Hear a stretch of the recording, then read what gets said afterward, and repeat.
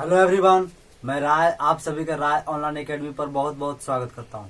राय online academy एक ऐसा channel है जहां पर आपको क्लास 10 से 12 के साथ पॉलिटेक्निक, इंट्रेंस, सेमेस्टर एवं कंपटीशन का सारा स्टडी मटेरियल बिल्कुल फ्री में अवेलेबल करवाया जाता है। तो आज हम लोग यानी कि refrigeration and air condition 6 semester का स्टूडेंट का पढ़ना है, यानी कि एक विषय सब्जेक्ट है। तो आज हम लोग रेफ्रिजरेशन एंड एयर कंडीशन का एक टॉपिक है, फर्स्ट यूनिट का heat engine and heat engine, heat pump, उसके साथ रेफ्रिजरेटर पे एक बेस्ट न्यूमेरिकल को देखेंगे। तो चलिए हम लोग आज न्यूमेरिकल को स्टार्ट करते हैं। तो वीडियो देखिए, न्यूमेरिकल आप अच्छे से जितने अच्छा समझिएगा इस चैप्टर से, यानी कि यूनिट 1 से आपको 4 नंबर में एक क्वेश्चन एकदम सिंपल क्वेश्चन रहता है। आपको समझाएंगे तो आपको लगेगा कि हाँ ये 4 नंबर क्वेश्चन है, यानी सिंपल क्वेश्चन एकदम कंफर्म रखिए। इस चैप्टर से एक न्यूमेरिकल एकदम कंफर्म पूछता है 4 नंबर में। तो इस चैप्टर को यानी कि इस न्यूमेरिकल को अच्छा से ध्यान रख के पढ़िएगा। तो चलिए देखते हैं हम लोग। तो कहता है, एक बात और गौर नोट और कॉपी में राइट डाउन कर लीजिएगा। कल लिखाए थे, पिछले प्रीवियस लेक्चर में लिखाना भूल गए थे कि सीओपी में भी, यानी कि सीओपी है कोएफिशिएंट ऑफ फ्रिक्शन है, जो जिसका मान यानी वैल्यू 1 से अधिक हो सकता है या 1 से कम हो सकता है और 1 के बराबर ही हो सकता है। लेकिन इफिशियंसी है जो हमेशा 1 से कम होता है, यानी कि efficiency is always less than 1। तो ये आपको याद रखिएगा, नोट राइट कॉपी पर राइट डाउन कर लीजिए। आज हम लोग एक पहला न्यूमेरिकल को देखेंगे, दूसरा न्यूमेरिकल। देखिए कहता है, a certain machine work on Carnot cycle between temperature limit -10 degree C to -27 degree C. Find the COP of, यानी हीट पंप के सीओपी, उसके बाद रेफ्रिजरेटर के सीओपी एंड हीट इंजन के सीओपी निकालने के लिए करा। तो चलिए हम लोग देखते हैं। तो देखिए, सबसे पहले आपको यानी कि टेम्परेचर को मानना है कि कौन, यानी कि किसको T1 माने या किसको T2 माने। तो इसका सीधा एग्जांपल समझिए, जो सबसे कम रहेगा उसको T2 मानेंगे, है ना। सबसे कम रहेगा उसको T2 मानेंगे। तो यहाँ देखिए आपका T2 इक्वल टू हो गया -10 डिग्री सी एंड ये हो गया T1 इक्वल टू आपका 27 डिग्री सी। अब इसको केल्विन में बदलेंगे तो 273 जोड़ देंगे, तो यानी कि हो जाएगा ये आगा 263 के हो जाएगा। ये हो जाएगा आपका 300 के, है ना। ये आपका 263 के और एक होगा इतना। अब हम लोग पहला यानी कि रेफ्रिजरेटर, यानी कि हीट पंप के रेफ्रिजरेटर निकालेंगे। तो हम लोग यानी हीट पंप ये हो गया, यानी कि लिख लीजिएगा P T2 Q2 T1 है, ये हो गया Q1। इस पे वर्क यानी कि वर्क इन करना पड़ेगा। तो आउटपुट आपको ये चाहिए, है ना। तो आप यानी कि COP यानी COP of pump equal to, हम लोग पढ़े थे पिछले क्लास में, T1 बटा T1 माइनस T2। यानी कि T1 का वैल्यू यहाँ देखिए 300 बटा 300 माइनस 263। तो ये आपका कैलकुलेटर में पुट करके उसका वैल्यू निकाल लीजिए।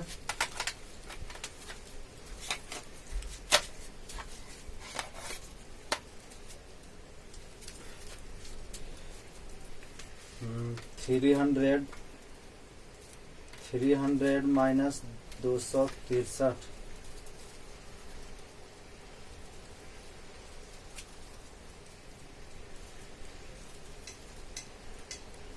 यानी 8.1 दे रहा है। यानी कि ये हो गया आपका 8.1 हो गया आपका COP ऑफ पंप का। उसी प्रकार COP ऑफ रेफ्रिजरेटर का निकालेंगे, यानी R। तो इसको फार्मूला हम लोग देखे थे, T2 minus T1 minus T2। तो यहाँ पुट कर देंगे वैल्यू, यानी T2 का वैल्यू कितना है आपका 263 अपॉन 300 माइनस 263। इसका अब इसको निकाल देते हैं हम लोग वैल्यू पुट करके, यानी कि 263 माइनस 300 माइनस 263, यानी कि 7.1 दे रहा है। यानी इसका वैल्यू आ गया 7.1। यानी कि आपका के COP निकलेगा हीट पंप का और रेफ्रिजरेटर का निकालेगा। उसके बाद हीट इंजन, देखिए हीट इंजन समझिए, हीट इंजन है रेसिप्रोकल है, यानी कि हीट इंजन एक तरह से क्या है, इंजन में फ्यूल भरते हैं, उसके बाद वो वर्क करना स्टार्ट करता है, यानी उस पर कोई एक्सटर्नल वर्क नहीं देना पड़ता। तो यानी कि रेसिप्रोकल किसका है, यानी हीट पंप का ही एक रेसिप्रोकल फॉर्म है। यानी कि हीट इंजन किसका रेसिप्रोकल है, यानी कि हीट पंप का। तो इसको तो यहां से निकाल लीजिएगा, COP ऑफ, इसको लिखिए ई लिखिएगा, COP of E equal to, क्योंकि इसका रेसिप्रोकल है पंप का, क्योंकि इसमें क्या है, इसमें वर्क करेंगे तब ये वर्क करना पड़ता है, यानी इसमें वर्क डन करना पड़ता है, इसमें वर्क करना पड़ता तब हीट पंप में यानी करता है। उसके बाद लेकिन ये क्या है, हीट इंजन में वर्क यानी फ्यूल भरते हैं, उसके बाद ये वर्क करता है, यानी कि इसमें कोई एक्सटर्नल वर्क करने की जरूरत नहीं है। तो ये रेसिप्रोकल फॉर्म किसका है, हीट पंप का। तो ये हो जाएगा आपका, यहाँ से रेसिप्रोकल कर दीजिएगा, T1 minus T2 upon T1। तो ये आपका हो गया, या इसी को कर दीजिए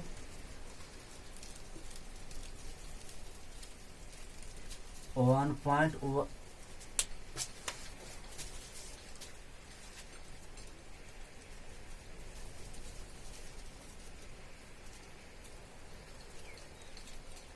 8.1। तो ये आपका निकल गया 0.123, क्योंकि इसको हीट इंजन है तो इसका एफिशिएंसी निकलेगा, ना कि COP निकलेगा। तब इसको 100, अब इसको परसेंट में बदल देंगे तो यहाँ कि कितना हो जाएगा,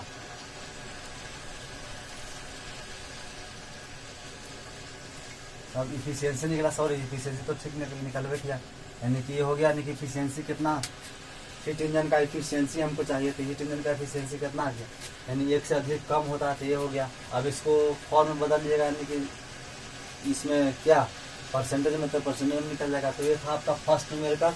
उसके बाद हम लोग सेकंड न्यूमेरिकल को देखेंगे। फर्स्ट न्यूमेरिकल आप राइट डाउन कर लीजिएगा कॉपी पे। फर्स्ट न्यूमेरिकल ये था, तो फर्स्ट न्यूमेरिकल। उसके बाद दूसरा न्यूमेरिकल कहता है कि ये रिवर्स, सेकंड न्यूमेरिकल की ओर देखिएगा, कहता है reverse Carnot cycle used to heat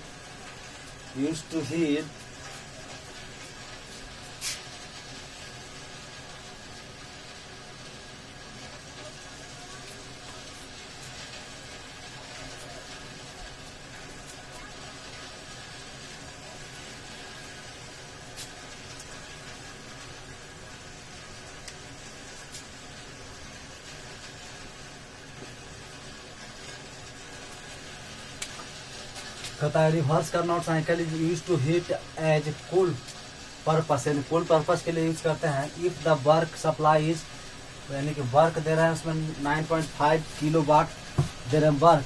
फिर कहता है एंड COP, इसका COP आप कूलिंग, यानी COP हीट पंप का नहीं, हीट ये दे दिया है कूलिंग पर्पस करने के लिए, यानी कि रेफ्रिजरेटर के लिए COP दिया, यानी COP आप रेफ्रिजरेटर के 10.6 है। उसके बाद कर आपको फाइंड कीजिए T2 बाई T1, ये आपको फाइंड करने के लिए कह रहा।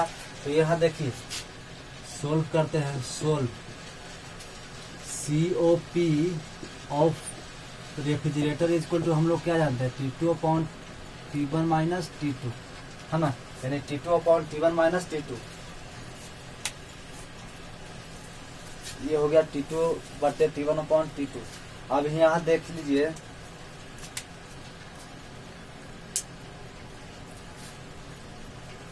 अब देखिए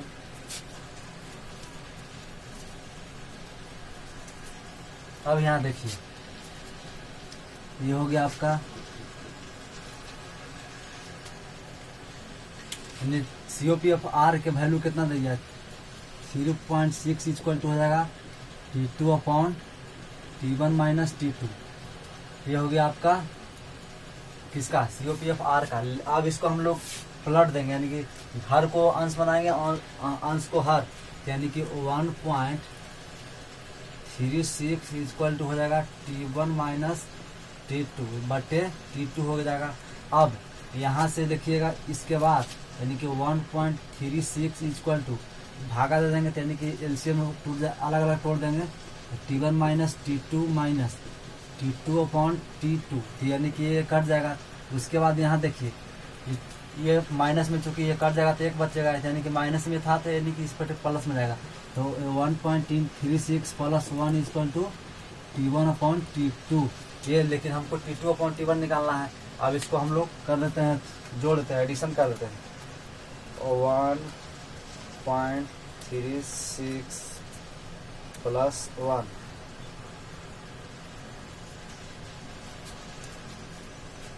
ये आपका आ गया, 1.27, यानी 1.27 ये आपका आ गया।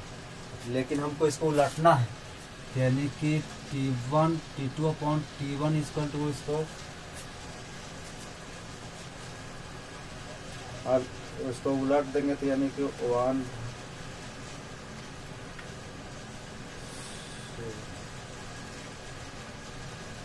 यानी 0.78 हो जाएगा, यानी कि 0.78 हो गया इसका वैल्यू। यानी कि क्योंकि के में नहीं निकलेगा, है कि ऊपर ऊपर के है, तो यानी कि यूनिट इसका कट जाएगा केल्विन टेम्परेचर का। तो ये आपका पहला का निकल गया। उसके बाद हम लोग दूसरा का यानी कि RN यानी रेफ्रिजरेशन इफेक्ट देखते हैं, यानी कि रेफ्रिजरेशन इफेक्ट कितना निकलेगा। तो हम लोग देखें तो हम लोग जानते हैं कि, अब दूसरा हम लोग सोल्व करते हैं कि COP/R = हम लोग जानते हैं, यानी कि रेफ्रिजरेशन इफेक्ट या रेफ्रिजरेशन इफेक्ट बटे वर्क डन,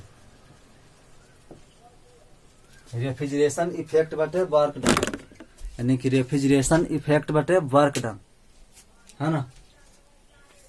या इसी को हम लोग डिजायर कहते हैं, डिजायर इफेक्ट। प्रीवियस क्लास में आपको बता दिए थे। तब देखिए यहाँ COP/R का वैल्यू यहाँ दिया हुआ है 3.6, RN का वैल्यू आपका निकालना है, RN निकालना है, लेकिन वर्क डन भी यानी कि वर्क दे दिया, कितना दे दिया, वर्क हो गया 9.5 जूल, यानी कि 9.5 जूल, तो यानी कि हो गया आपका। अब यहाँ से लिखेंगे RN = लिखेंगे RN = गुना हो जाएगा COP/R × वर्क डन, यानी कि 9.5 हो जाएगा किलो वाट पे, तो किलो जूल पर सेकंड हो जाएगा, यानी कि वाट का हो जाएगा जूल पर सेकंड, है ना।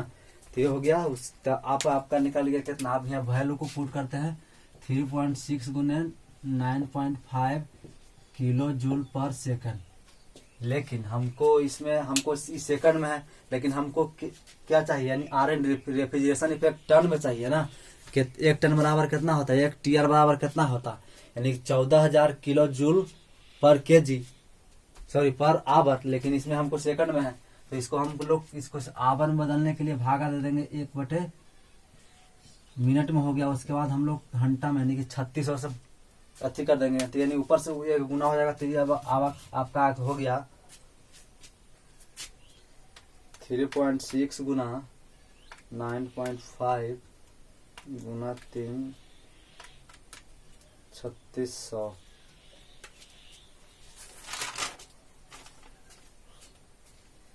अब ये आपका निकल के आ गया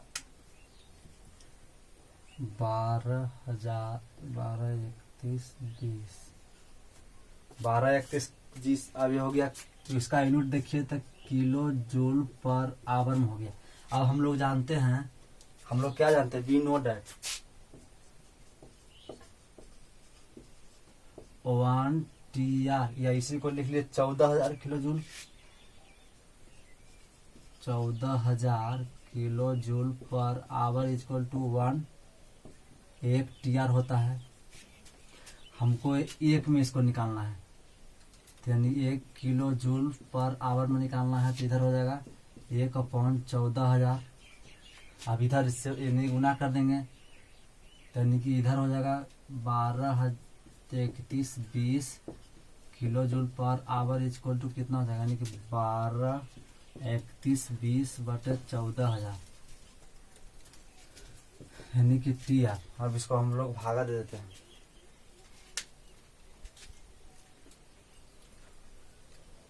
12,3120/14,000,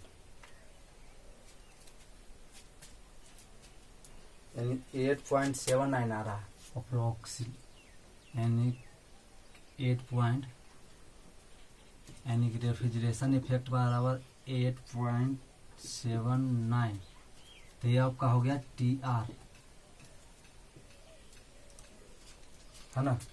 यह हो गया आपका TR, रेफ्रिजरेशन इफेक्ट। TR में हमको निकालना है, 1 TR और 14,000 किलो जूल पर आवर होता है 1000, यानी कि अब उसके बाद COP ऑफ पंप कह रहा है।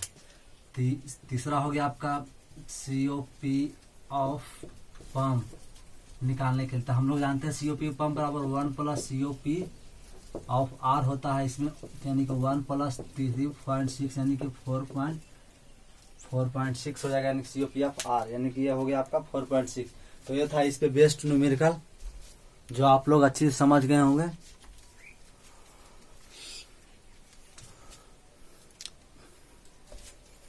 कॉपी पे राइट डाउन कर लीजिएगा। तो ये था आपका एक दो न्यूमेरिकल इस पर आपको चलाएंगे, उसके बाद आपका फर्स्ट यूनिट समाप्त हो जाएगा। उसके बाद हम लोग सेकंड यूनिट वेलकमान साइकिल पर चलेंगे, यानी कि सेकंड यूनिट थोड़ा लंबा है, उसके बाद सब और बाकी सब छोटा ही यूनिट है। तो सेकंड यूनिट करीब इस महीना में कम से कम 10 यानी कि 10 दिन लगेगा इस यानी सेकंड यूनिट को समाप्त होने में। तो ये था आपका रेफ्रिजरेशन एंड एयर कंडीशन का न्यूमेरिकल। तो आपको वीडियो अच्छा लगा तो लाइक शेयर एंड सब्सक्राइब जरूर करें। देखिए पढ़ने का तरीका बदलिए इस पे बेस्ड, जैसे अगर आपको चाहते हैं कि आओ इसमें हम अच्छा न्यूमेरिकल बनाएं, तो इसका वैल्यू को चेंज करके, जैसे यहाँ है कुछ, तो यहाँ वैल्यू को यानी कि वैल्यू को चेंज करके खुद से न्यूमेरिकल बनाइए विदाउट ये कॉपी में देखे हुए। उसके बाद आप जितने कॉपी यानी कि प्रैक्टिस कीजिएगा उतना ही आपके लिए बेनिफिशियल होगा। तो चलिए, थैंक यू।